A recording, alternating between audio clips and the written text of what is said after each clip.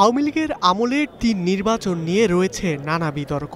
স্বাধীনভাবে কাজ করতে না পারায় প্রশ্নবিদ্ধ ছিল গণমাধ্যমের ভূমিকা। সে কারণেই ফেব্রুয়ারির ভোট নিয়ে গণমাধ্যমের সম্পাদক, প্রকাশক, সাংবাদিকদের সঙ্গে চলচ্চিত্র ও প্রকাশনা অধিদপ্তরে মতবিনিময় সভা। এতে সভাপতিত্ব করেন তথ্য উপদেষ্টা। যে তথ্যের প্রবাহ নিশ্চিত করা। এ সময় সম্পাদকেরা বলেন, নির্বাচন ঘিরে ছড়ানো হচ্ছে গুজব, কৃত্রিম বুদ্ধিমত্তায় তৈরি কন্টেন্ট ছাড়া হচ্ছে সামাজিক যোগাযোগ মাধ্যমে। এতে জনমনে তৈরি হচ্ছে সংশয়। গণমাধ্যম হিসেবে আমরা কাজ করছি এখন মূলত গুজবের বিরুদ্ধে, একই সাথে ফ্যাসিবাদের ষড়যন্ত্রের বিরুদ্ধে এবং সরকারের নানা দিক থেকে যেসব পদক্ষেপ নেওয়া হচ্ছে সংস্কার এবং অন্যান্য বিষয় সেসব নিয়ে আমরা কাজ করছি।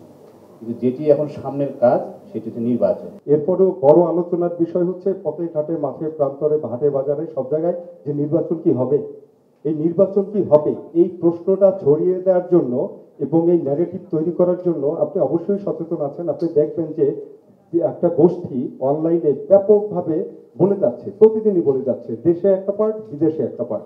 নির্বাচনে ভোট কেন্দ্রে সাংবাদিক অবস্থানের সময় নিয়েও ওঠে আপত্তি। আসে সাংবাদিকদের নিরাপত্তা নিশ্চিতে কঠোর হওয়ার আহ্বান। আরপিও যেটা নাকি করা হয়েছে সেখানে একটা রাখা হয়েছে একটা ক্লজ, যেখানে ভোট কেন্দ্রে প্রিজাইডিং অফিসারের উপরে কর্তৃত্ব দেওয়া হয়েছে, সাংবাদিকরা কতক্ষণ থাকতে পারবে বা পারবে না। আমি মনে করি এটা মিসইউজ হওয়ার সম্ভাবনা খুব বেশি এবং সাংবাদিকদের যদি সবসময় বলবো এটা একটা রেস্ট্রিকশন আরোপ করতে পারে, যেটা সাংবাদিকদের ওখানে তথ্য সংগ্রহ করা। এটা আমি ফেসবুকে ব্যাপক হারে ফেসপেক ছড়ানোর প্রসঙ্গ সামনে এনে ফ্যাক্ট চেকের গুরুত্ব তুলে ধরেন পিআইবি মহাপরিচালক।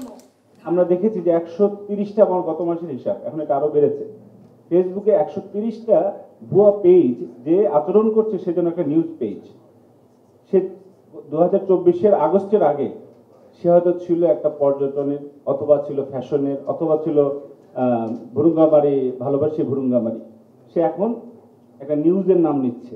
কোনো সরকার নয়, সাংবাদিকদের জনগণের কাছে দায়বদ্ধ থাকার পরামর্শ দেন তথ্য উপদেষ্টা।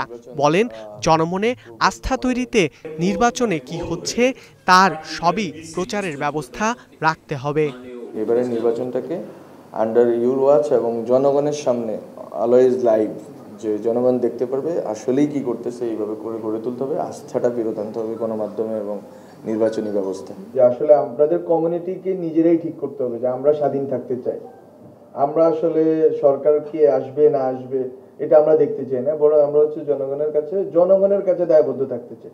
আর নির্বাচন কমিশন যেই নীতিমালা প্রণয়ন করছে, ওই নীতিমালা প্রণয়নের ক্ষেত্রে আমাদের মন্ত্রণালয়ের সাথে কোনো পরামর্শ করে নাই, এটা হচ্ছে সত্য।